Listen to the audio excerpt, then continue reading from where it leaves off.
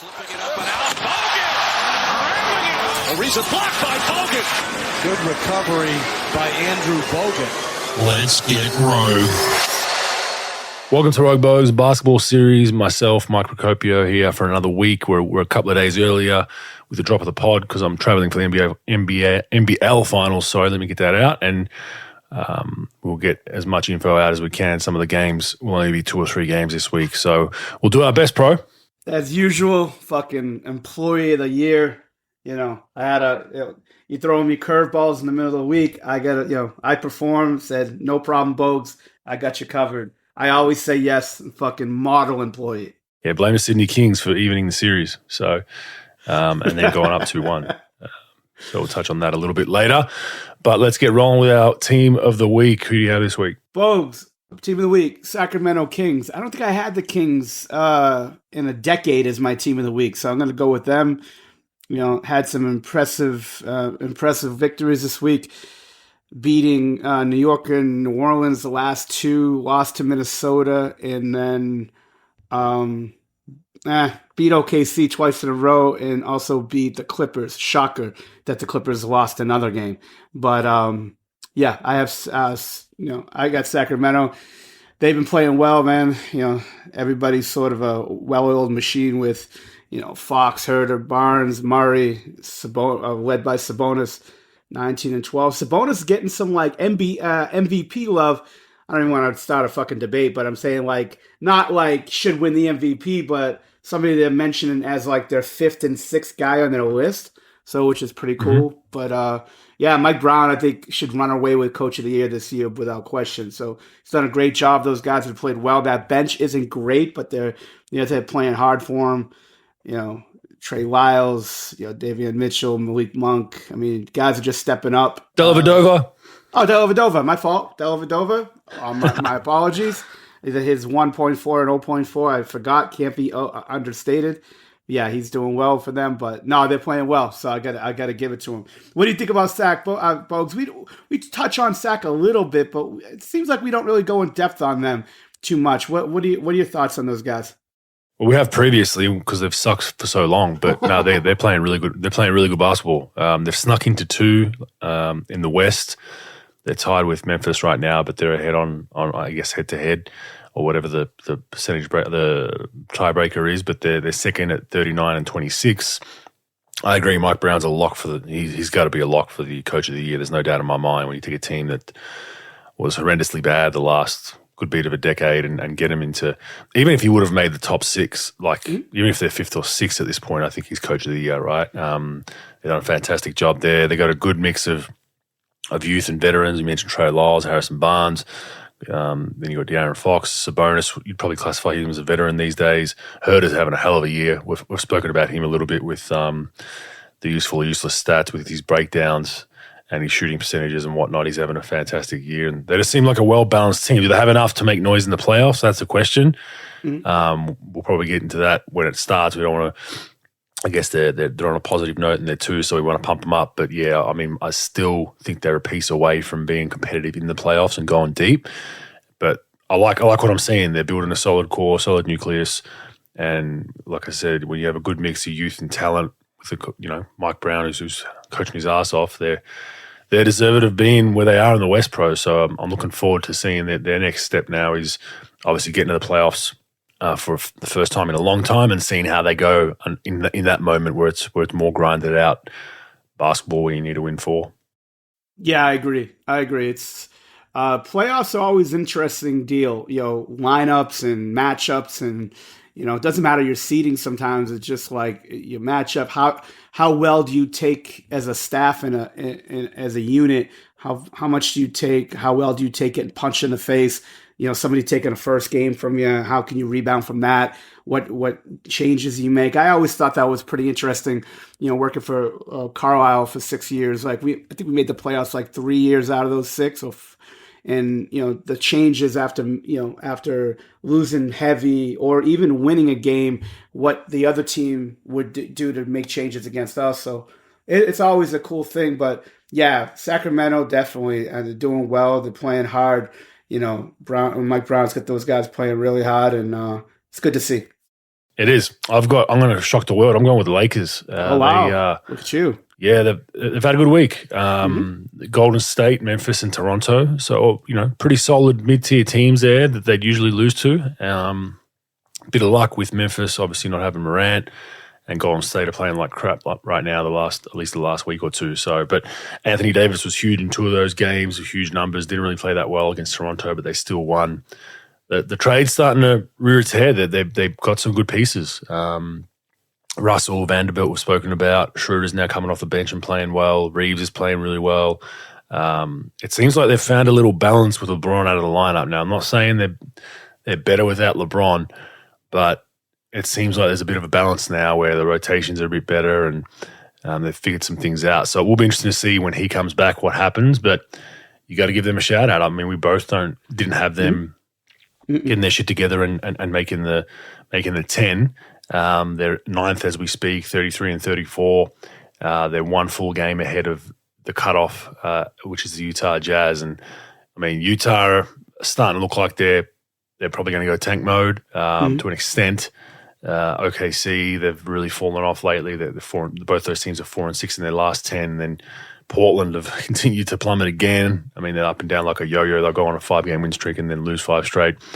Spurs and Rockets are awash. So there is a chance the Lakers, most people would say they're going to make the 10, and there's a chance they could sneak into the playoffs. They're only one game pro behind the 6th spot, which is the Dallas Mavericks, and only 1.5 games behind the Clippers in 5. So I know the Lakers have a fair few home games coming up. They've had a homestand right now. So there is a chance they could make it. I'm still not high on them too much, but I have to give them some love as the team of the week because they played some good basketball. Bogues, without question. I think that what saved their season, and I've been speaking about him since they made the trade, is Jared Vanderbilt. I really think that getting a defensive-minded, don't need the ball in his hands, shooting better from 3 than you expect, but really giving them some hustle, athleticism, some basketball IQ, with a guy that doesn't have to dominate the ball. And, look, getting Russell and Beasley were great. Don't get me wrong. I'm not a big Russell guy.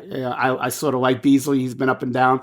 But Vanderbilt has really shown the ability to, to play defense, protect the rim, run the floor, rebound, doing all those hustle things that a player needs to for that team. Anthony Davis has been playing great. Didn't play well, like you said, against Toronto. I watched that game, and it wasn't pretty, but, sort of got it done. And, some other guys that are playing well. I wrote these guys off a long time ago.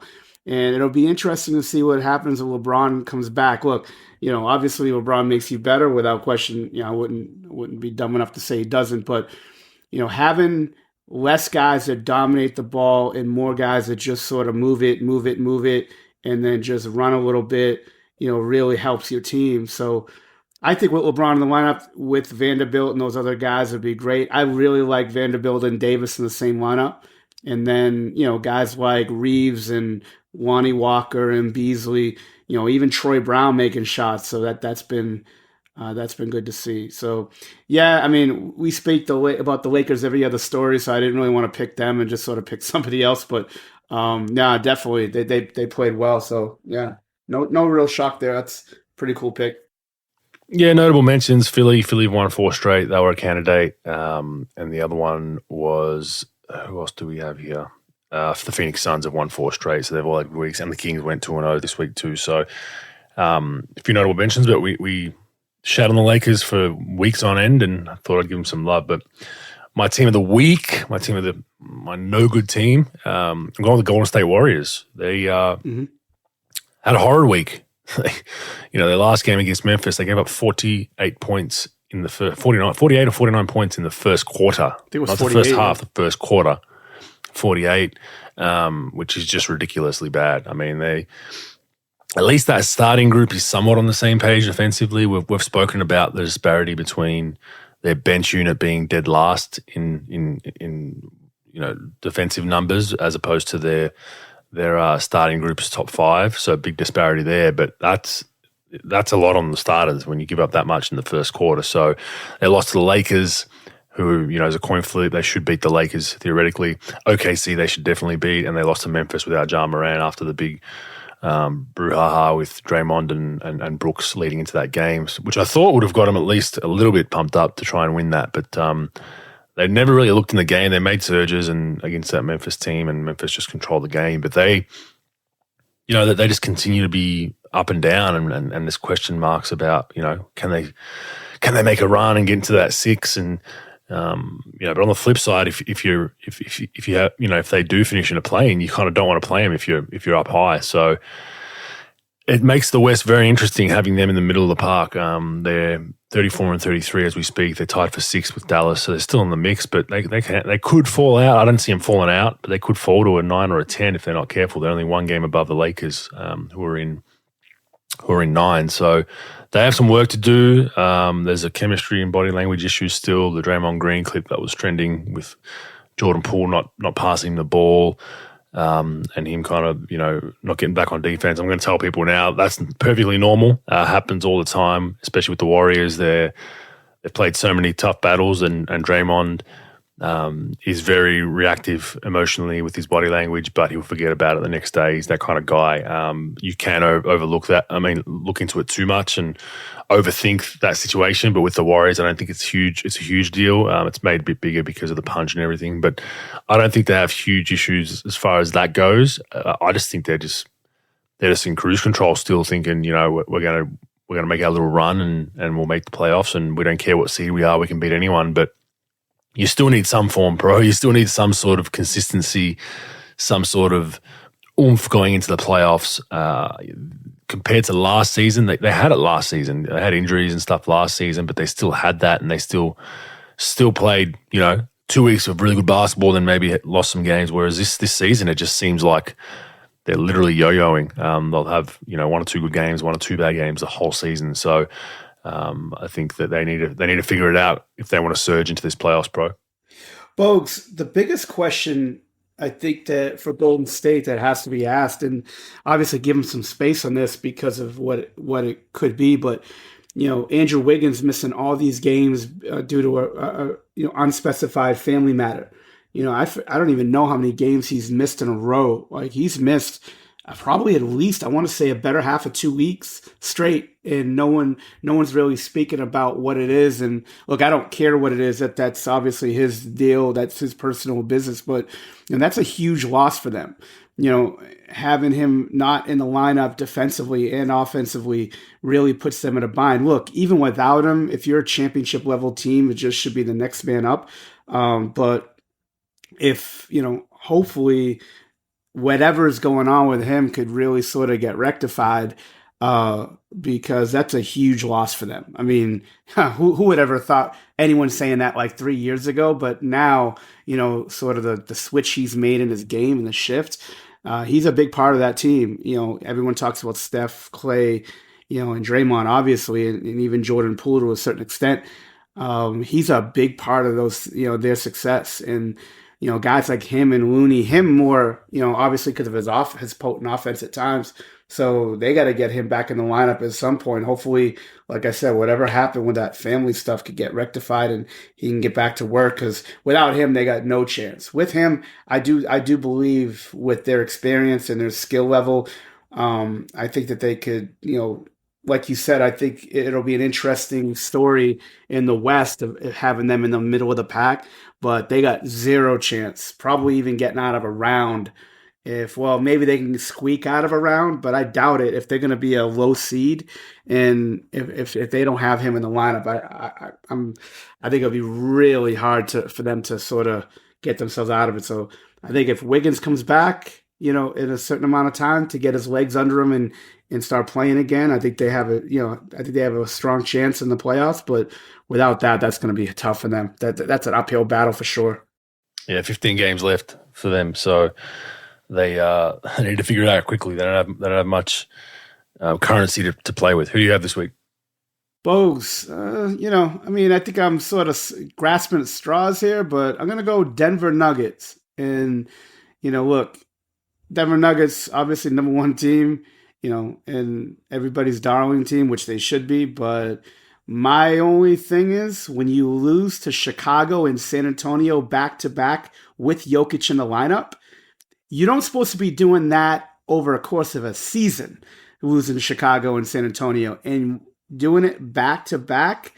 Yeah, in losing to Chicago at home, and gotta put you on the chopping block for that one, brother. Even though they've won 4 out of 6, losing those 2, gotta put you on there. Plus, come on, it was Denver Nuggets. When the hell are they gonna ever be the team of the week anyway? So gotta strike while the iron's hot. But yeah, I mean, not a big deal, in the grand scheme of things. But dude, you can't lose to those 2 teams. One team's tanking, one team's really trying to win, and they're still tanking in Chicago. But with San Antonio, they're trying to lose, and to lose to them, I'm not really buying that. But now I'm sure they'll get back on track, no question. But yeah, you lose to those 2 teams, I got to give you a little shit for it, right? Yeah, that's fine. I mean, yeah, they definitely. I saw the result against San Antonio and I scratched my head. And Jokic had that's the first game, pro, that he's had a triple double, and they lost actually too. So, this season, yeah. So it puts that stat. Perk's happy at that one. He's probably Perk was at home with pom poms on the couch. I told you. Facts. I got what's the interesting facts. What's interesting about the Nuggets is they're not that good on the road. I mean, we all know how good Denver is as a home court, the altitude, and I think that gets eradicated a little bit in the playoffs when you've got time to fly in a few days before and adjust to the altitude. Right. But they're only 16-16 on the road, pro. So, I mean, for a team that's the second best record in the league, 46-21, they're 30-5 at home, which is absolutely sensational. But their road record isn't great. You look at all the other teams that are, doing pretty well, at least out east. They've all got 20-12. Milwaukee Bucks 20-12, Boston Celtics road records, even Sacramento 18-13 on the road. So, they need to clean that up, because you gotta steal a road. If they happen to lose a home game in one of these playoff series, you got to steal a road game back. So, one thing to look out for. But yeah, the Nuggets is fair enough. I mean, we've been giving them a lot of love, and as good as they are, they should not be losing to those 2 teams who are horrific. I'll tell you one thing, and I don't watch Denver a lot. Like, I'll watch Jokic highlights and things, breakdowns and stuff, and watch a couple other guys. I'll tell you what, though, he is not very good defensively. I'm not nitpicking. I think he's the best player in the league. Oh, well, I think Luka's the best player in the league, but as far as MVP voting, I could see why people will vote Jokic. I mean, don't get me wrong, hell of a player, great player. But defensively, like, if I'm game planning, I'm putting him in every pick and roll if they're going to switch, because it's literally like he's got 8 cinder blocks on both, tied to both legs, trying to move. But I watched him. I forgot. I think I watched a Chicago game, and like Levine was coming off pick and roll. They were just like killing him in pick and roll. And look, just a little thing that I noticed and picked up. I'm sure that teams got 97 coaches on staff. I'm sure people picked that up. But yeah, defensively, he. That's one thing. Like, I never really looked at much. I just thought you play him and drop, and he sort of does well because of his basketball IQ and stuff. So, but they do a good job of trying to hide him defensively. But yeah, as you said, once the playoffs start, and we've seen that the last couple of years with Denver, is that he's going to be a lot of pick and rolls, and then not only that, hopefully takes his legs from the other end. Takes his legs away from being as effective offensively. So, I mean, Malone's done a fantastic job with kind of scheming to hide his deficiencies. I think he's a good positional defender as a help defender because he's basketball IQ. But yeah, as far as anything where you need to move your feet and everything's becoming one, they're going to find whoever Jokic is guarding and put them in a pick and rolls. And we'll see some cross matches. Like I'm sure that whoever they play in the first or second round, they'll end up putting Jokic on like probably their worst perimeter player, and then daring that perimeter player to go and set pick and rolls, and then live and dying with that. There'll be some cross matches that are funky if teams do go just that straight 1-5 and try to get the switch. So it will be interesting, and it's a valid point. He's not, but look, most of the MVPs, Doncic isn't great defensively. Embiid and Giannis are probably the 2 in the MVP running that are probably the best defensively. Tatum's pretty. He's okay. So yeah, most of the stars these days aren't playing a whole lot of D, but Giannis and Embiid are probably the 2 best. And I think Embiid needs to even be careful at times with fouls. So it is interesting. All right, let's get on to our boy Perkins again. He was put into his place this week, bro, for his race baiting rant last week, which was pretty obvious. I had a little back and forth with him on Twitter. So you did. He replied. He replied to me. Gave me the carry on. whatever his catchphrase is, and then he deleted the tweet, Pro. So he deleted it after ESPN aired a subtle apology. I don't know if you saw that, but basically said that Kendrick Perkins' numbers around the white people that vote were not correct, and we'll leave it at that. So very interesting. But within all this, I had to get a Charles Barkley quote, and this one, I love this one. Charles Barkley's quoted as, I don't think it was related to Perk. I think it was just related to ESPN shock jocks in general. But he said, I call people that, you know, that go on ESPN and that are regulars, they have the ESPN disease. A lot of these guys, when they get on TV, they're like, I'm on ESPN. I got to say something provocative. You're always going to get some fool out there calling in and agreeing with them. And I thought that quote was just spot on. It seems like Perky's that guy. He'll say something to be controversial and to be provocative and something different than anyone else is saying. And this one obviously he got it horrendously wrong. And whenever you try to involve race in these conversations, I think it's pretty silly. And I mean, essentially, his comeback to me and his rhetoric to me was, you know, my privilege was a go-to that, you know, I wouldn't understand because I've got privilege. Sure. A migrant family who came to Australia, didn't speak English, just full of privilege, Pro. But story for another day. But he was rightfully put in his place, and I was actually quite shocked to see ESPN put out a statement, Pro. Yeah, Bogues. I mean, anytime that anyone of any race, creed, gender starts throwing out like racism as their first argument on anything, unless it's blatantly obvious, then I'm like, give me a fucking break. Like, you can't take him serious. And look, Perk isn't very good at his job, let's be honest. Like, you know, like, what does he bring to the table? Like, for me, having Perk on air, I want to hear about how he sort of, you know, his development process, like from being, you know, a rookie who barely played his first year or two into being a serviceable center, what it was like to play in the finals, things like that. But like, I want to hear, like, if you're going to be a role player, which that's what he was his whole career, like, I want to, like, if you're going to come at me with something like that, I want like a thought, like something that was really thought out well. I want like facts in there, numbers, like things that actually add up. And then when you just throw race out there and you throw 80% of the view, like when you're just throwing out numbers, and that's what, look, and don't try to change Perk, because that's what people want now. People want the circus. People want fucking drama. People want like statements that are thrown out with no facts behind them, no real evidence behind it. This is what I think, so I'm just going to throw it out in the world.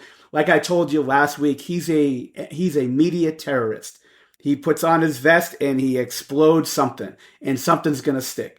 And that's what he wants. He wants other people to go behind it, like you just said. And that's what Barkley said. And like, hey, yeah, maybe it is racism. And then like he already did it with the stat pattern thing.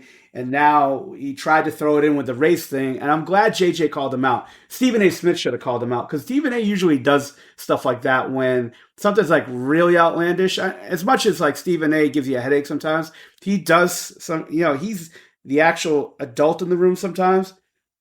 And when you're going to throw it at, you know, look, if you don't believe that Steve Nash should have been MVP and Dirk shouldn't have been MVP, that's your right? Go at it. But if you're gonna just throw bullshit out there, like you're racist in their ways and all that stuff, it just, to me, it ruins all your credibility. I want hard facts. Like, give me hard facts. Like JJ Redick, you might like him, you might hate him, you might have blocked him accidentally on your Twitter, like I did. But like, at least he comes prepared. You may not agree with him all the time, you may like him or not, but he comes with like really well thought out, you know, takes on things, and usually has stats behind it. You don't agree with everything, like the Bird thing. I didn't agree with the Kuzi thing. But with this, I actually like that he actually, one person on that set that has balls that actually going to go at him and call him out on that, because that was stupidity. That was the definition of a fucking stupid statement. And like, you know, whatever they want to do with him, they want to keep him, they want to suspend him, fire him, whatever they're going to do. But I'll tell you what, that's what people want. They want drama, they want stupidity. And that's what they get mostly in these things. And that's what it was. I thought it was disgusting. I thought it was pathetic. But again, that's what people click on, and that's what people want. People want want to play victim. They want they want controversy, and that's what they want to throw at. Usually it works. Usually it's a tidal wave of bullshit. I'm glad people actually stood their ground and were like, dude, that was I actually tweeted at him with that Billy Madison line when that was the stupidest thought out thing. I'm dumber for even listening to it, but then I deleted it. I'm like, I don't want to fucking deal with that shit. But I did actually tweet that to him, but I was like, nah, I don't even want to start that. But that was the dumbest fucking thing. One of the top 5 dumbest things I've heard in a decade. With that. And I'm glad somebody called him out for it. Let's move on. We can move on from it. Yep. But if you're going to come at something, have some fucking facts. And that's the thing. It's just always something. And then he'll go at a player, and then somebody will go at him back, and he always backs off. And then remember, JJ went at him, and he's like, I didn't say that. I didn't say that. Of course he said that. And then he goes from, how do you go from one side of the spectrum to another within 30 seconds? I didn't say that. I didn't say that. I stated the facts. Yeah. I was like, get the fuck out of here. Yeah. Dude. If all else fails, I'm just gonna yell over you. Yeah. And just keep repeating the same thing over and over again. I've had many of those arguments whilst playing the NBA. I can tell you that much. And then we know how that ends in a locker room. Generally, it usually ends up in fisticuffs because there's more yelling and everyone raises their voice. But anyway, Perk, hopefully you learn from this and carry on, Perk. Carry on once you've learned from this, buddy. Fred VanVleet with a press conference for the Ages Pro. For those that have not seen it, he absolutely went bonkers at the referees. Shocked it was only a $30K fine, Pro. I'm going to be honest. Usually you get a 30. I mean, back in the day, you'd get a $30K fine for just saying I thought the refs were bad. You get $30K. But he went absolutely crazy. One of his quotes was, "I'll take a fine." Ben Taylor, who's one of the officials, was fucking terrible tonight. And he often goes on to express that usually there's one out of the 3 officials in every game that just fucks the game up and just thinks it's about themselves and destroys the whole flow, and just went on and on and on. So some frustration in Toronto. They're not playing great basketball. The rumors that VanVleet's out of here and in the future, or out of Toronto in the future, wants out. He was on the trade block somewhat, but they couldn't find a takeover. But I'd assume he's committed somewhere else in free agency. He's a pretty big name coming up, but warranted, Pro? No, not to what. Look, I think that the extent in which he said it in sort of the avenue in which he took was totally unprofessional. And to me, this is just goes to show. I'm sorry, the fine warranted or the statement warranted, Bogues? Either or. The statement definitely not, and the fine was way too low. You're basically telling the whole world you could just kick our fucking referees all day, and we're not going to do anything behind it. That to me showed no loyalty to the referees. Look, referees aren't going to be great every night. Some of them are going to be average, some aren't. Some are going to take some vendettas against players. We've seen that happen before. I don't think that's right, obviously, but you allow the best through the 510th best player to publicly destroy referees during a game for 48 minutes. All right. I'm not saying they should be victims, but I'm just saying, look, most of those referees are really good. Think about it, Bogues. On every possession in an NBA game, it's 200 possessions plus. Every possession is 7 or 8 things that happen in a possession in which a referee has to make a decision on. Foul, no foul. Moving screen, good screen. Travel, no travel. Goaltend, no goaltend. Foul, no foul. We said that. But on the ball fouls, off the ball fouls. They're going to miss a bunch of stuff. There's got to be over 1,200. Now, again, I'm not Perk. I'm not saying this is guaranteed. This is just what I assume and think. So this isn't facts. But I got to think there's over 1,200 to 1,400 things that happen in an NBA game that referees got to look at. And yeah, they're supposed to be the best and they're supposed to get it right. But they're going to miss. But I would say, again, no Perk numbers. This is actually just guessing numbers. I'm going to say 90% at least they get right? And then, again, you taking it out on the referee during a game, you get upset, I get it, you're in the heat of the moment, and then you think you're getting screwed. Totally get it. But mostly when you start going off on a ref and then you see the film, and then most like 98% of NBA players that turn to their bench like you gotta with the sign to review it, and that coach is like, hey, fuck off, you're totally wrong in this situation. Like the referee usually gets it right, and to look, I think coaches and players should have the ability to say without getting fined. I thought, like, if he's questioned about a call and he thought they got screwed on a call, said, I think they got that call wrong. Like, I think they should express something in some type of text, in some type of like manner. They should like call out the referee professionally, in the sense that saying like, I think that they got it wrong. Totally disagree with how that call went. Something to that effect. Like, you don't see the referees, because they're not allowed to, calling out players and going off and things like that. Let's keep it professional. But that's what the league allows. Like, look, if Luka's going to do it, Giannis, I don't want to see any of those guys doing it the way they do it. But, like, I don't want to see fucking Grant Williams doing it. I don't want to see average players doing it. And that's what the coaches, that's what the league's allowing. And they don't go off on the players. They don't suspend. They don't highly fine players for doing it. And now you got this, and you find the guy 30 grand. The guy makes like 19. Actually, let me get the number right now. He makes $21.2 million a year. That means he's making $10 million after taxes, 80 games. He's making about $120,000 a game, which is averaging about, say, 3 games a week. He's making 300 grand. And you find him about 10% of his pay after taxes. That means if you're making like, I don't know, you're making like $1,000 a week, like at your regular job, they fine you, I don't know, like $100. That's basically what happened. It's $100. You No, totally even less, way less. Yeah, you mocked the way guy. less. You called him out, mocked him out, and then you talked about the integrity of things. Look, I get it. In our world today with social media and people that, especially in pro sports, that are so revved up right after a game and they hit their phone, I get it. You could say some stuff that's a little fucked up, but as the NBA, if I was running the league, that would be a 2-game suspension for me. I want players to know that, look, you can talk about you're not happy about a call. There's ways to do it, but that's not it. And we're going to protect our referees because there's no need for that. There isn't. There's no need at all for that. I get it. You get heated technicals thrown out of games and things like that, but you don't go in a press conference and you say, I'll just take the fine, and then go at them, and then really not sympathetic to it after a day or two when they ask him about it again. And again, he's like a model pro. I mean, undrafted in 2016, has done what he's done, averaging 19-7. I mean, look, and you're going to make mistakes. And you'll make mistakes. But doing that, I think it's unprofessional. I think the league needs to do more to protect referees on that. And look, referees don't get it right all the time.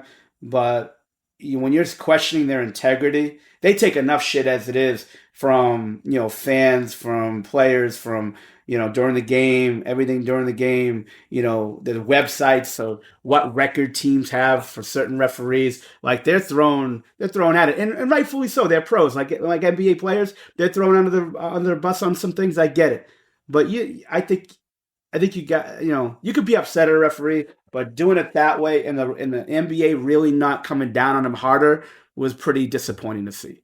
Definitely. Yeah, I think you need to go a bit harder. I agree, maybe a game suspension or at least a higher fine, but I think 30K was pretty laughable. So just interesting that how much that's come down to from back when I played and the Stern era and whatnot. They came down iron fist on that kind of shit. Ja Morant not charged in Denver or Colorado where the gun was allegedly exposed on his live feed. So that's interesting. How much longer do you think they keep him out, bro? Bogues, there's a lot of talk about 50 games. Really? Yeah, there's a lot of talk about that, CBA especially, but I don't know. In today's game, in today's age, and sort of how Adam Silver's been a little softer on players, maybe they'll go to court and sort of they'll mediation and try to get this, get it, and Players Association will get it chopped down, whatever. I don't know what's going to happen, but I do think that the NBA is going to take a hard stance against it. I think that it wouldn't surprise me if he didn't play the rest of the time and the rest of the season. It wouldn't surprise me. Now, what will probably happen, the NBA is going to announce that he can play, before the playoffs start, he can play. They're gonna meet during the off season to talk about next season, missing time and whatnot. They're not gonna want him to miss playoffs, in my opinion. The way that the league's been running the last few years, they're not gonna want him to miss time in playoffs, especially, imagine trying to get like a Memphis Golden State Western Conference final or playoff setup. Like that's gonna be big news. And unfortunately, that's just how we think these days. I think you've got to take a hard line when, again, we talked about it before. Like there's gonna be an other Ja Morant. He's not irreplaceable in this league. Now it might take a while to get another player that good. But like you can't treat him like he's bigger than the league and just let it go. You've got paying fans, you've got people that eyeballs on this, especially what's been happening with guns in this world over the last, the last 100 years, right? But especially the last few years. Everybody takes this hard stance on it. With him just sort of it's coming out that all these things happen, a couple of which had guns involved. In my opinion, you got to set a hard precedent. But I do think that maybe he'll miss about 5 more. And then within at least 5 games to go in the season or less, or before, you're going to see him back in the Memphis lineup. What do you think, Bogues? What's your opinion on it? Yeah, I'm not sure what tack they're going to take, just because this hasn't happened for a long time. There's the Gilbert Arenas precedent. I don't know. I think it's pretty alarming what's come out. Something needs to wake up Ja Morant to get away from this. But yeah, I mean, I have no idea. The way the league operates, like the fine that Van Vliet got was real light. There's been numerous suspensions in these past couple of seasons, or fines that have been real light. It's kind of like, I'd bet it's going to be light, but what does light mean? Does that mean 10 games? Does it mean – I mean, they'd want him back for the playoffs, I think, because Memphis is having a great year. But then again, Memphis is a small market. You don't need them to do that well. So I don't know. This is one I just can't answer because I don't know the mind of Adam Silver. I'd be going under as far as harshness in penalties. It'll be under how harsh it should be. But what does that mean? So let's just hope he gets his shit straightened out. Yeah, you got a lot of stuff that's happening, Bogues. Like you got this, you got the Kyrie thing. Did you see Kyrie? That like Instagram Live or whatever he had, like at the fire at his house, right coming home from a loss, I think against New Orleans. I want to say that was the night. I mean, it's crazy what's going on. Like, and with Ja, I don't think it's, in my opinion. Look, I don't know the guy at all. I don't have any intel, but like, I don't think it's mental. I just think it's sort of, dude, you got to close your circle up. You got to tighten your shit up. Like, and then of course, he goes to the mental health thing, so everybody's got to back up. Oh, Ja, get better, da da da. No, he's not sick. He just he just let this shit go too long. He let this shit go too far. He let too many people into his crew that's fucking things up for him. I never forget when I was working a camp for Nike in Phoenix, and Amari Stoudemire spoke to the kids. And I don't know if you've been around Amari too much. I love Amari. I think he's great dude. And he was saying like he let shit go too far in his crew. He had 30 guys with him his rookie year. And 30 guys, that means 30 plane tickets. That means 30 hotel rooms. That means 30 watches when you buy a watch. That means 30 heads that you got to buy, get into the club. Like, and you don't know what's going on with these people at all. And then they got influence on you without you even knowing it sometimes. And then it just gets too much. And then you got to clean that shit out. I know he's young and all, but like, dude, you got to clean that shit out. You got a lot in the line. Like I said, he's going to make easily $1 billion, right? And he's got a lot on the line. Because look, this NBA freight train, you think that everybody loves you, and they do right now, no doubt about it. There's a lot of people that love that kid as a player, person, whatever. But they will forget you in 2 seconds. Players, coaches, fans, media, Like, they'll move on to the next guy if you can't get your shit straight. Now, I wouldn't say it's like DEFCON 5. Like, I don't think it's like, but I think that right now he's got a choice to make and a path. He's got two paths he could take.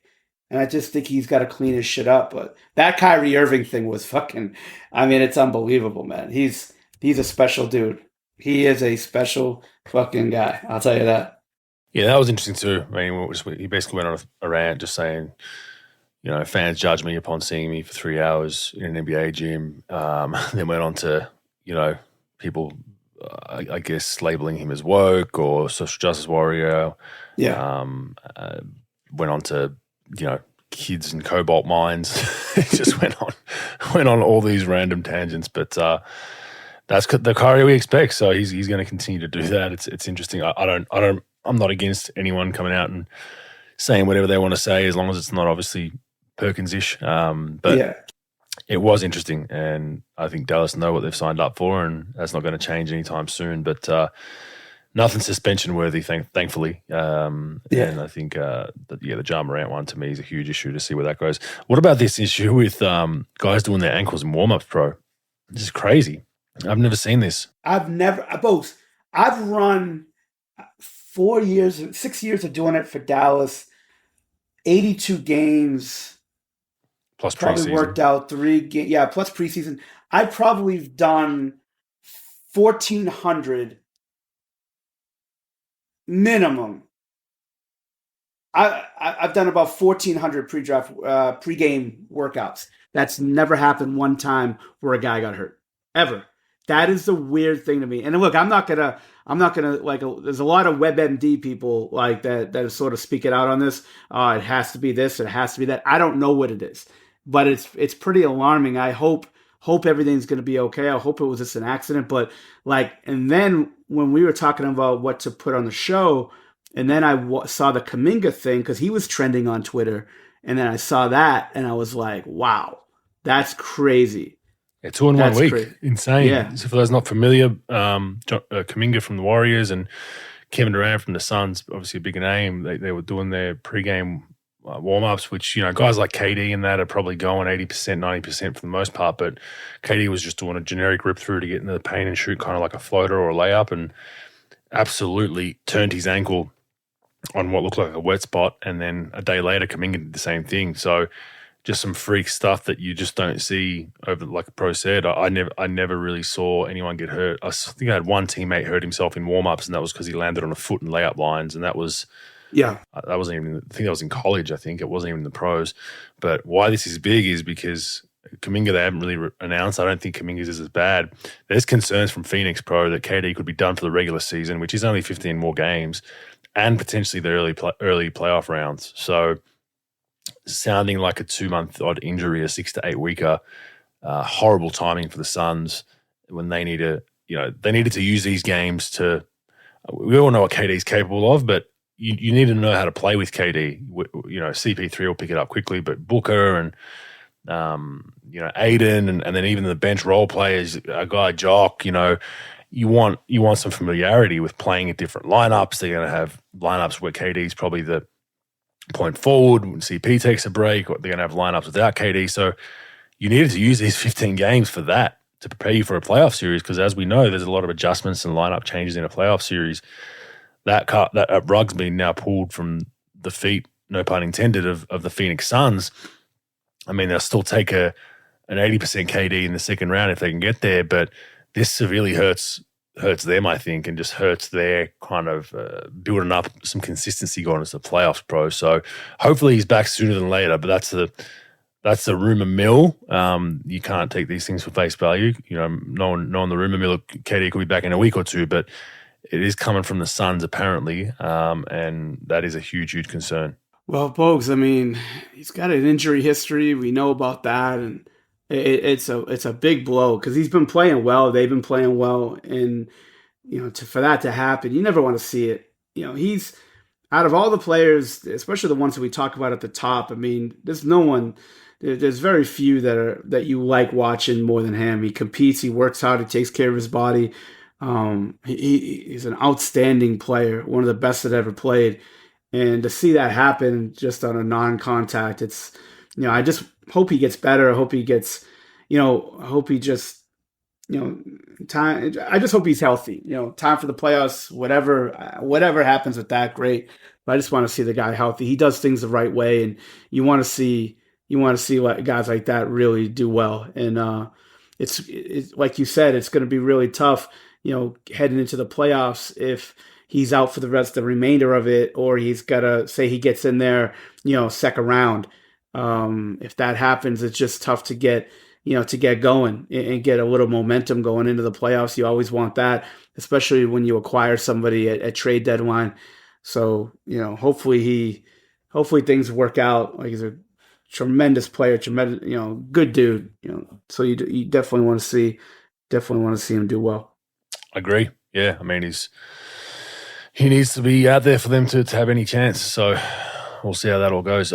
Just finally, the Dylan Brooks, Draymond Green beef has gone backwards and forwards. I mean, Dylan Brooks was asked about Draymond a week or so ago, and he said that, I'm a better player than Draymond. Draymond just in the right situation. If you put him in a different team, he wouldn't be successful. And that's been a rhetoric by many people over the years.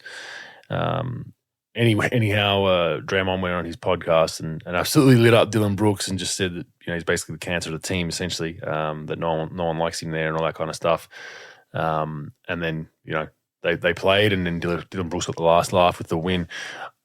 A lot of this is theatrics, but I like it, bro. I don't mind this. This is the new age, bad boys versus the Lakers or Boston. This is the way of doing it.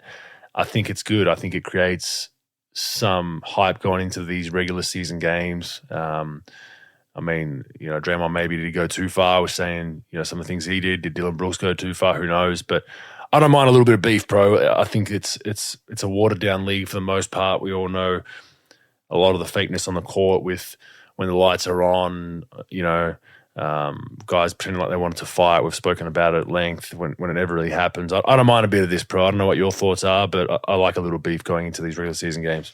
Yeah, for sure. Look, it's just the way that the NBA has been going the last 5 or 6 years and way it's going in the future. It's like, it's fake tough guy stuff, and nothing really ever comes of it. You might have a Twitter post or an Instagram post or whatever, some passive aggressive, some cryptic thing, and that's it. You try to start a fight, but 22 people are going to hold you back, so it's like whatever. But these two guys going at it, I think it's good. It's good for their rivalry. I wouldn't really call it much of a rivalry, obviously, with the organizations, what Golden State is versus what Memphis is.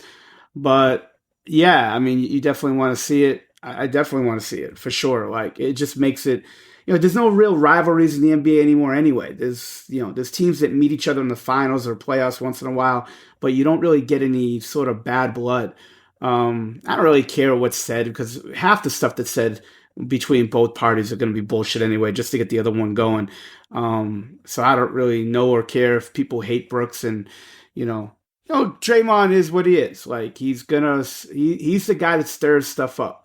He's the Ron Artest. When I worked for Kobe, Ron Artest was like that for the Lakers. He was the one who stirred stuff up. Didn't do it. He wasn't as charismatic and well-spoken like Draymond is on this. Like, he just sort of did it with some of the, antics in the court. But yeah, fuck it. Why not? I don't know. Like, Draymond's not going to shut up. Dylan Brooks ain't going to shut up. So it's good to see. I'm surprised Dylan Brooks didn't attack Draymond on his love for LeBron James, though. That's one thing that, like, I expected out of Dylan on this one, because Draymond's got that fucking weird fascination with LeBron. But besides that, yeah, it's good to see, man. I like to see these guys stirring it up a little bit. They're not going to fight on the court, so you might as well have a good back and forth, like, ball breaking session, through the media or through interviews or press conferences or whatever. So, whatever the fight, they could fight it out on fucking, on like, pay-per-view or something like that for charity. Who knows? I don't mind. At least it's honest. Like you said, it's not cryptic. They went at each other, and yeah, it will be an interesting playoff series if it happens. So look forward to that. All right, on to our Aussie Watch, brought to you by Dabble. Follow Dabble, the social betting experience, where you can follow anyone from your best mate to me, Andrew Bogut, all one word. Go on, give me a follow, copy bets, and jump into the banner channel, have a chat. Download the app, have a dabble, Dabble socially, make sure you gamble responsibly. Aussie Watch, not a whole lot this week just because we're doing the pod a day earlier. For those not familiar, if you haven't noticed, Ben Simmons still out injured.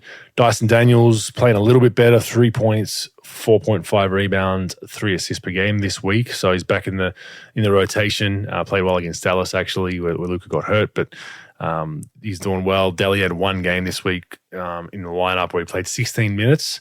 2 assists, 2 rebounds versus New Orleans. So he's back in the lineup. Patty Mills got in the lineup pro and had a big game.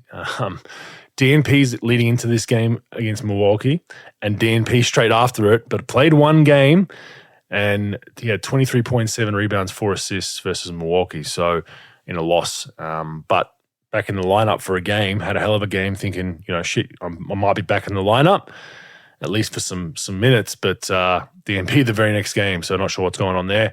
Jock, 4 points, 4 rebounds this week. Giddy, 13.5 points, 9 rebounds, 11 assists a game this week. And he had 15 points, 17 assists, and 11 rebounds versus the Warriors. So huge line there in that big win. Thibault, 3.3 points, 2 rebounds, 1.5 assists, 1 steal per game. So his numbers have come down a little bit. Joe Ingles has finally got back into good form over the last week or two. 9 points, 5.5 rebounds, 5 assists, and 1 steal, and shooting the ball at a good clip from 3 again. Jack White, no real minutes there. A little bit of garbage time. And Josh Green, 5 points, 2 rebounds, 1 assist. So Josh Giddey will get it again this week, averaging just under a triple-double. Needed 1 more rebound a game and would have had a triple-double for the week. So he'll get that nod, but not a lot of games this week to judge too much on the Aussies of the week, pro. Yeah, I mean, Giddey's going to just continue to do it. I mean, who the fuck can even come close to the guy?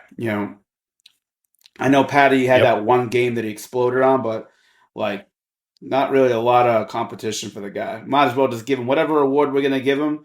The dabble. Oh no, that's been locked up ever since Ben Simmons' spiral. I thought Ben was the only one that would have a chance to compete for Aussie of the week, and then he spiraled into injuries and bad form and not playing well. Like Josh Giddey's I think he's won it. What do we have here? This will be his 11th Aussie of the week. So I think the only other winners we've had Ben Simmons win 1, and we've had, I think, Thibault got 1 and Josh Green got 1. So it's a lock. Not enough weeks left in the season for anyone to steal it. Can we combine 3 Aussies and combine their 3 numbers versus his numbers next week to see if they even equal out? Like Joe Thibault and Wandale, and just that'd be decent. That'd be almost a triple double. But no, Giddey's a front runner for this award, and I'd be a gambling man. I'd say he's going to be the front runner for it for a long time as far as the Aussies go. Because having a hell of a year, hell of a career, and he'll continue to get better.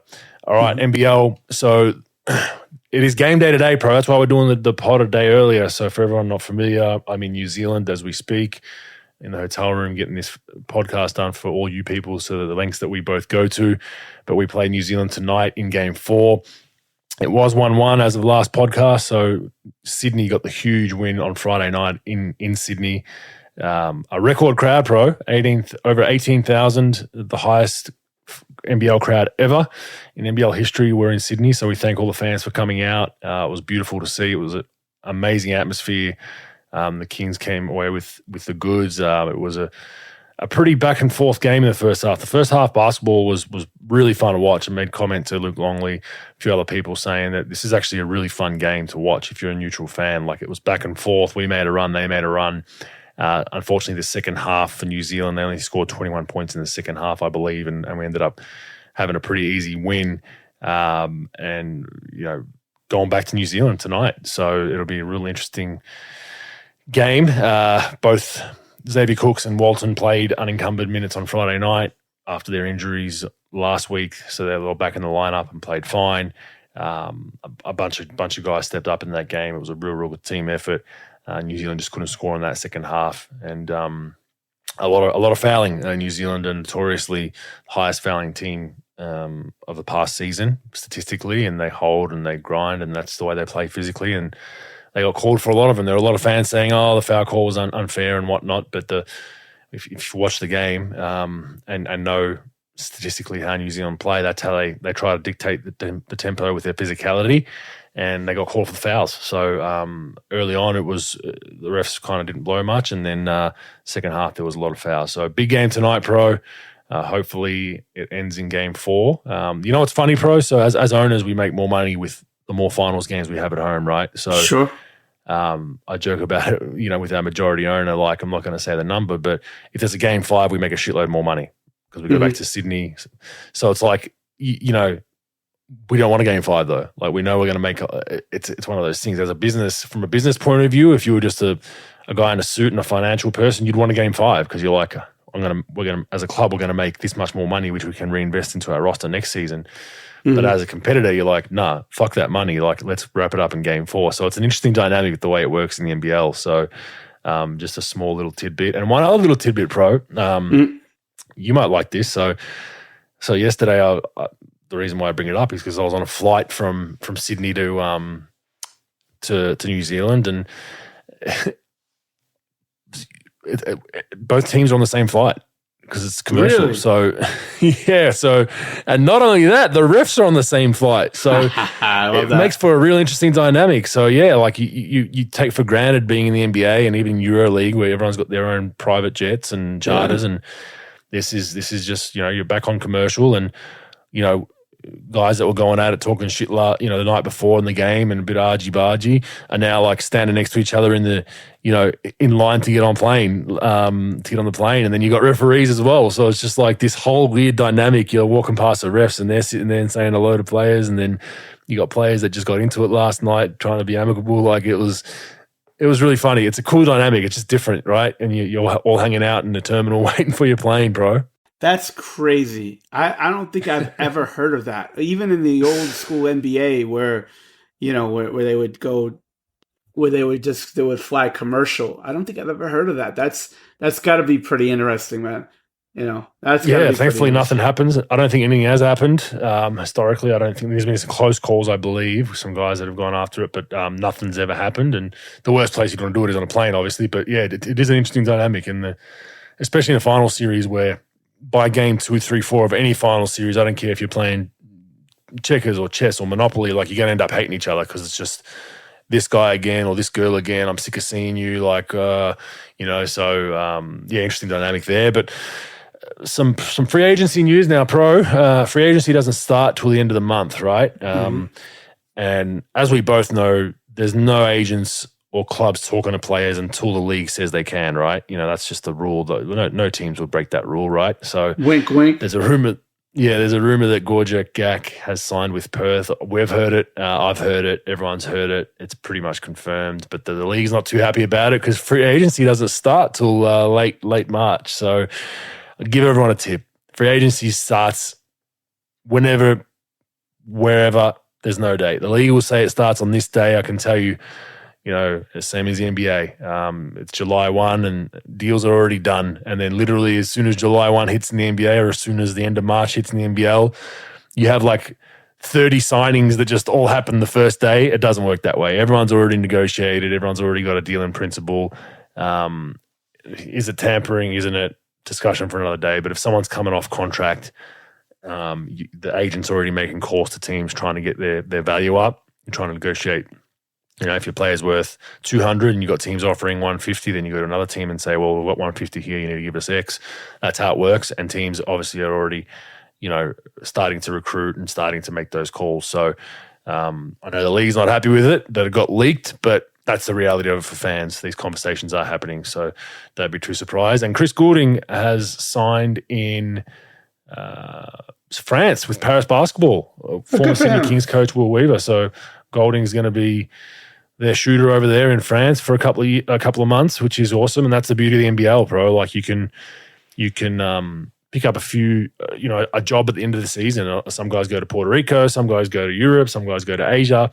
So you can make a little bit more money, put some more money in your account. I think it'll be pretty useful over there. Folks, so if like, say Sydney signs somebody for 3 years, right? They can't, can they go to Puerto Rico after year 1 and then go back to you guys? How does that work? So it's all negotiable. Generally speaking, with imports, they're hired guns. So even if they're on a 2-year deal, they won't they'll allow themselves an out to go and play somewhere else in the off season. Right. There are circumstances where that doesn't happen. Bryce Cotton, who is the best import in the league with the Perth Wildcats, I believe his 3-year deal is a 3-year. You're staying in Perth pretty much the whole year. Right. So we're going to use you in the off season for camps. We're going to use you to promote the game. He'll get a little break, but it's not like you're gone for the whole off season. Right. It all depends, and then injury history plays a part because we still have to release. Players to be able to go and play technically per FIBA rules. So there's the risk of then they're out of contract. So look, I mean, I think it's a good thing. You want players playing in the off season. We had Xavier Cooks go to the New Zealand National League last off season. He won the MVP there. So it was real good for him, real good for the club, real good for the league because they're getting better. So we're generally pretty pro it. The only time we'd be kind of against it is if a guy's got an injury history or if he's a Bryce Cotton type, and if you can keep him, you keep him. But most agents won't allow it. Okay. Yeah, I figure. I just was wondering, like, if Puerto Rico says, hey, come for 2 months, or, I could see EuroLeague being a problem or China being a problem, but like, a league like Puerto Rico that was so short and condensed that I thought that maybe they would let them do it. But nah, I was interested in that stuff. But that is pretty interesting. Good for him. Yep, sure is. But good for him and good for Paris basketball and Will Weaver. So we'll see how that all goes. I know they're a newly formed club, I believe. They've only been around for 4 or 5 years, so they're trying to find their way there. All right, useful or useless. Speaking of Josh Giddey earlier, he's the youngest player in NBA history with a 17 assist triple-double, or minimum of 15. He got 17, but minimum of 15 assist triple-double. Pro, useful or useless? That's useless. It's one time. Now, it's pretty cool, don't get me wrong, but, I think it could be one of those things that could be a random deal. If it was something like long-term average or what have you, I would say useful, but just a one-time. I'm a huge Giddey fan, but just a one-time, like a one-off deal. I would say that even though it is a very hard thing to do, I think it's it's one of those random things. Guy got 15 assists and a triple-double. What do you think, Bogues? Yeah, I don't think it's that useful, but when you take into consideration LeBron James and these kind of stars that haven't hit that number, it's pretty cool. And it's a pretty cool number to have to hit if you can do it statistically and beat something that LeBron did. But in the grand scheme of things, I think it's pretty useless. I think it's just it's a great line to have, but doesn't really move the needle for anything for me. So I would agree there. All right, best defensive ratings amongst qualified players, Pro.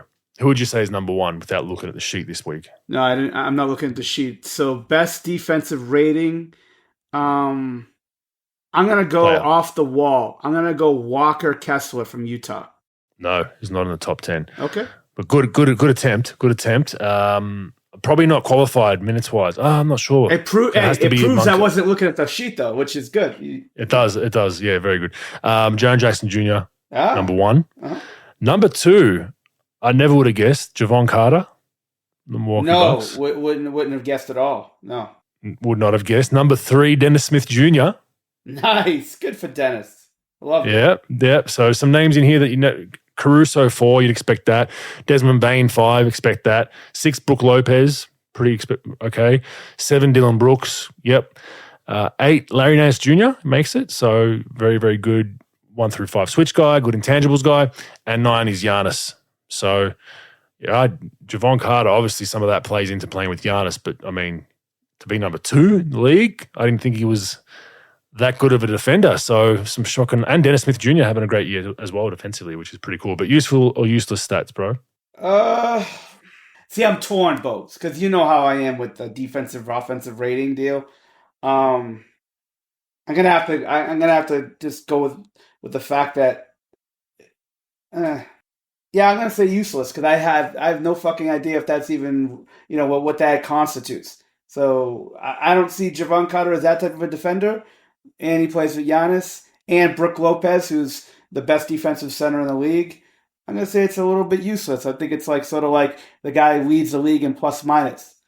So I'm going to say no. I'm going to say useless on that one, folks. What do you think? I'm going to go useful. I'm going to go useful just based on some names in there that I wouldn't have thought, would be that highly rated defensively, especially, Javon Carter and Dennis Smith Jr. So, yeah, I like it. I'm not too much into the analytical formulas of how they get to these ratings, but I know it's a good thing if you're top 10 in defensive ratings. So Right. leave it at that. But seeing some names in there that you wouldn't really see is pretty interesting. All right, another quiz for you. Most dunks this season, Pro? Most dunks this season. 173 for the leader. Oof. 173. Hold on, just give me a second. I don't have any data on this at all. I'm just looking at teams real quick just so I could get an idea. I mean, off the top, I'd say Giannis, but he probably hasn't played enough. So I'm going to go, give me 1 second. Let me see. Ja Morant. No, not Ja Morant. I'm going to go, it's a big guy. I'm going to go, the kid from Brooklyn. Not Sharp. Is it Sharp? Hold on. It's going to be Nick Claxton, I'm going to guess. No, not in the top 4, but good guess. First is Evan Mobley, 173 dunks for Evan Mobley. Number 2 is Jared Allen, who's his teammate. Wow. So they're dunking the shit out of him in Cleveland. Rudy Gobert, obvious one, with 159, and then Giannis with 158. So always an interesting stat to see who's got the most dunks. Useful or useless? It's useful, I guess. Top dunker. I mean, it's. I think it's. Wait a minute. No, I'm gonna go useless. I would say interesting for sure, but just because you dunk a lot doesn't. I don't know what it would be useful for. That's what I'm saying. What do you think on that, Bogues? Yeah, torn. I agree with that. I think it's a cool stat just to see who's drawn down the most dunks. I think it's useful if you're scouting Cleveland. You got 2 guys that are leading the league in dunks at 1 and 2. So you want to try to, on your scouting report, box them out, make sure they're not in the paint. But in the grand scheme of things, I'd go more towards the useless side. So I agree with that. Yeah. Okay. What do you have this week? Fact or fake news? Bogues, I got just 3 quick ones. So we're talking about, we got some things happening with Ja Morant. We got some things happening with Durant. Obviously that could affect him long term. We'll start off, though, with Sacramento Kings. We talked about how Sacramento's second. Do you see Sacramento getting to the conference final? Fact or fake news? You do see him get to the Western Conference final. Fact or fake news? Fake news. I don't think they're there yet. I think they've had a tremendous year. I like what they're doing. I like what they're building. But as I said earlier, I think they're still a piece away. I think they need one more piece, another veteran star to bring into that group or a mid-tier star, a la Andrew Wiggins, a la someone like that. They can bring in, plays a really good role at a high level and can get you a bucket if need be as an emergency. So I don't think they're a conference finalist yet. I think, to be honest, if they make the second round, I think that's which they should, but let's say Golden State finishes in that bottom 4 in a play-in, the Kings could potentially be facing Golden State or the Lakers. And the Lakers will even be a tough beat if they're healthy. So, yeah, I don't see them going to conference finals. I think second round is their peak this season, Pro. Yeah, I would say fake news as well. I can't see them. I don't see them yet doing it. I do think that they've done a great job. I think they've done a really good job putting some foundation down. And now, maybe making a couple of tweaks in the offseason, maybe with free agency, some minor trades to get some higher level role players. So I would say that fake news, but I think they're on, if Fox and those guys could stay healthy and keep doing what they're doing, I think that they definitely could have a chance to make some noise, but just not this year. Just not this year. All right, Bogues, you got Kevin Durant out, right? We don't know how long, but let's just say hypothetical. Hypothetical, he comes back at the end of the first round of the playoffs. Hasn't played, maybe ramped up some 3-on-3, but hasn't played. The Phoenix Suns, with him in the lineup starting on second round of the playoffs, will make the finals. Fact or fake news? That's assuming they get through the first round, right? Yes. As of today, I don't have them beating the Clippers in a first round series. Right. Not without KD. Mm-hmm. Wow, that's a good one. Wow. I'm going to go fake news just based on what I said. I don't think they're going to have enough continuity together, enough consistency to play together to just turn it on in a playoff series. I think they need how many games has KD played for Phoenix? 5? Something like 5, maybe? yeah. 10. Yeah, it's not enough games. And their rotations, and Monty's got to figure out, which bigs play better in the second unit now. Who can I play with KD as a big? Can I play KD in the lineup without Booker and CP? Then the reverse lineup. So they haven't figured that out yet, and you need to figure that out. You can't. I'm a firm believer in the Clippers. Like, we've discussed it till the cows come home, like till death, right? Like, you can't just turn it on. You can't just load manage guys and not have them in the lineup, because you need consistency. You need I know your weaknesses. Hey, I know I got to have my teammates back here because he's not good at guarding post ups, or hey, when KD drives middle, I got to space to this corner because that's where he likes to look for me. All that kind of stuff, that can't be written on a whiteboard. It can't be. You can watch it in film, but until you physically getting that feel for how guys like to play, that's why Golden State generally have been so good with Steph, Clay, and Draymond, is because it's automatic. It's not shit that they go over. They just know, okay, I back cut here, I'm going there, down screen, up screen, back cut, hand off, roll. It's just automatic. Phoenix aren't there yet. Now they have high basketball IQ players that will pick it up quickly, but they need a bit of consistency with their lineup. So I'm going to go fake news, even if he's back early, and he's probably going to be back to a minute limit. Especially, I don't know what ankle it is. Hopefully, it's not the one that he did his Achilles on. So, there's concerns there as well. Even if it's his other ankle, whenever you do an ankle or a knee, most times on your comeback, team docs and physios are more worried about your other side, your other leg. They're more worried about your other knee or your other ankle. We went through it with Xavier Cooks when he had his injury to his quad last week. We're more worried about his knee and his other knee, because all of a sudden you're overcompensating on one side. So even with KD back, he's not going to be playing 35 minutes straight away. So I'm going to fake news that. Yeah, I fake news it as well. I think back to, and it's a different deal, but remember in the playoffs, Bogues, bunch of years ago when Amari Stoudemire had the microfracture and he came back in the playoffs, and he hasn't played, and he just rehabbed it, and it just didn't look good. Now it's different, of course, but different injury, way different situation. But yeah, I can't see them going to the finals with him. Just getting in there in the second round. I don't think that'll be something that I would feel comfortable or confident saying that they were going to do. So yeah, I would say fake news on that. All right, Bogues, Ja Morant, let's just say he's out the rest of the time. Is the Memphis Grizzlies good enough without Ja Morant to get to a conference final? Actually, you know what? Let's split it up into 2 questions. Are they good enough to win a playoff series without Ja Morant? Say if they're in the 2nd or 3rd seed in the West. And then second question, if you do decide to say yes, are they good enough to get to a conference final without him? Because remember, they've played well without him. I mean, I'll give you a little background. They're 31-21. Thank you, StatMuse. I looked that up as we were talking. 31-21 all time without Ja Morant, which is pretty good, considering. 10 games over 500. So, are they good enough to get out of the first round?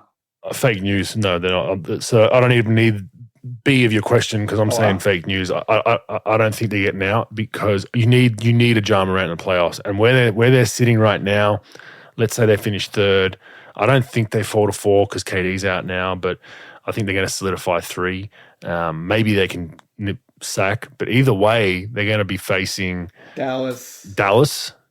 Maybe the Clippers, maybe Golden State. All right, Minnesota. Even Minnesota will be tough, I think, without Ja. You need that oomph, and you're going to need that star factor in a playoff series. Now, you don't need them for the whole course of the series, these star players, but there's going to be a grind-out game that's important. It might be 1-1 going to Golden State for Game 3, and you need that Game 3 to be – that's the game Ja Morant makes his name for himself even further than it already is. Like, that's why he's Ja Morant, right? I don't have a lot of confidence in anyone else in that roster changing the game the way Ja can in a grind-out playoff game where nothing's going right, and you need that. We've been through this. We've been through playoff series. I've been through finals, like Steph Curry, Klay. You need that star factor room at one point in every single series you go, right? And that's why I think it's, especially in the West. The West is so tight, man. You know, the West is so tight. Even a healthy New Orleans, which I don't think is going to happen. We haven't touched on this, but Zion's saying going to be out even longer now. It's crazy, which is interesting. But yeah, like even those playing teams could you know. The Lakers get healthy. Minnesota's still a solid team. Golden State, Dallas, Clippers. Like none of those are easy beats compared to. Look, I think the East have some easy beats in those playing games. You look at Washington, Toronto, Atlanta, even Miami haven't been as good. I think Brooklyn, you could argue, you'll probably get beaten in the playoffs. But you look at the West and even down to the 9 seed. You know, even a half healthy New Orleans, even without Zion, you're still like, man, they'll still compete. Look at what they did to the Suns a couple of last season. So. I'm going to have to fake news it. Yeah, that's interesting. I see. The thing is now, it's funny. These things are happening in twos. With New Orleans, Ingram's out too, right? On top of Zion and Ingram. I know we're not he's back talking about now. Noah. I think. Okay, I think he's been back. Okay, good. Yeah, he's back now. Yeah, and with unless Memphis, he got hurt again last night. Yeah. No, I don't think so. The only thing I saw him was the street clothes biting Alvarado during the game. Yeah, what the hell was it? Dude, that was very strange. He looks very like strange. a vampire as it is, or some kind of a mythical creature. So that's interesting that that he would do something like that on the sideline. But that was pretty funny. But with Memphis, Steven Adams is out for the rest of the season. Regular season. Is that confirmed, is it? I think so, yeah. Regular season, not playoffs, but regular season. Yeah. So I think I just read that yesterday. So that's pretty interesting. But yeah, I say fake news, but I think they could take a team to 7 games in the first round without him. But I think they really do need him, especially without Adams too. Obviously he's a huge part and Adams a small part. But I think Adams' toughness and rebounding and all that is it'll be too much. So yeah, I would say not going to the conference finals, not even getting to B like you. I would say fake news in the first. They're not getting out of the first round. Agree. All right, wraps up another episode. Thanks for joining us at Rogue Bogues on Twitter, Instagram, YouTube, Facebook, at Hoop Consultants for Pro on Instagram and Twitter. Go Kings tonight, and we'll see you next week, Pro. All right, well, good luck, and I'll see you next week. Let's get rogue.